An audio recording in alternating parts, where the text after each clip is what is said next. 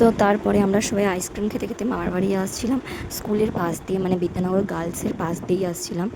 তো আইসক্রিমটা এটা খুব ইউনিক দেখলাম, মায়েরা খেয়েছিল কর্ণাটক আর আমি ইউনিক আইসক্রিমটা খেয়েছি, খুবই টেস্ট ছিল। তো তারপরে আমি অটোয় করে দিদির বাড়ি চলে গেলাম। তো দিদির বাড়িতে যাচ্ছিলাম, তার কারণ হলো যার জন্য ভোগটা আর কি, তো তাকেই তো দিতে যেতেই হবে। তাই আমার দিদির বাড়িতে চলে এলাম। আমাদের বাড়ি থেকে দিদির বাড়ি আসতে দুটো গাড়ি ধরতে হয়, বিদ্যানগর থেকেও দিদির বাড়ি আসলে দুটো, আর আমার বাড়ি থেকে দিদির বাড়ি গেলেও দুটো, মাসিমণির বাড়িতে গেলেও দুটো গাড়ি ধরতে হয়। মানে যার বাড়িতেই যাই না কেন দুটো দুটো গাড়ি ধরতে হয়, এটা খুব মজার বিষয়। তো তারপরে আমার দিদির ছেলে, মানে বাবু এখানে বলছে টিনা জুস আনোনি, মানে ফুটির কথা বলছে। আমি ওর জন্য কেক নিয়ে গিয়েছিলাম, ফুটি নিয়ে যাই না, ওগুলো খেতে খাওয়া ভালো না। তো তাই জন্য নিয়ে যায়নি ও, তাই জন্য কান্নার অ্যাক্টিং করে আমাকে দেখাচ্ছে যে না টিনা তুমি চলে যাও তোমার বাড়ি, ঠিক আছে, আমি ফুটি নিয়ে যাইনি বলে।